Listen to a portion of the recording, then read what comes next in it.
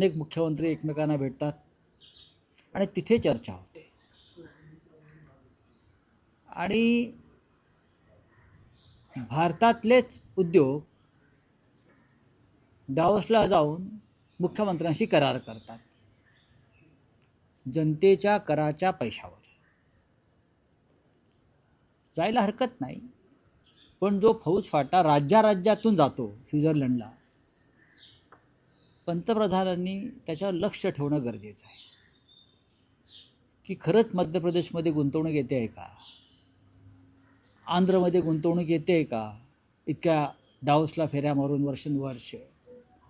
महाराष्ट्रामध्ये किती कोटीचे करार झाले? 14 लाख कोटीचे का? काल एका दिवसात 1 लाख कोटीचे एका दिवसात 14 लाख रोजगार मिळणार आहे. 14 लाख. आणि मुंबईत 9 लाख रोजगार मिळणार आहे.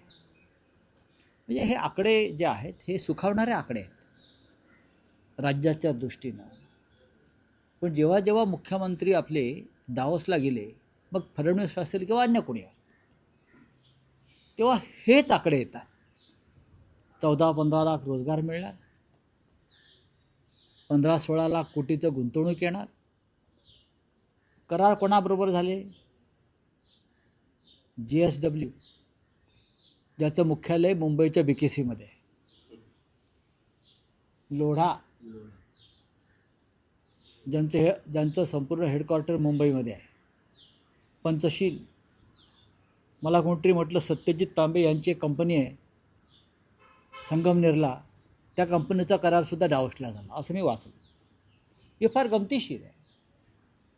मग महाराष्ट्रात करार करा ना, महाराष्ट्रात करार करा.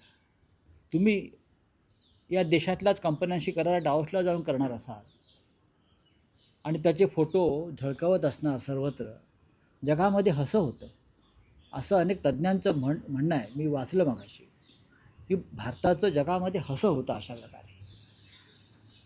आकडे कशाला फुगवून सांगताय?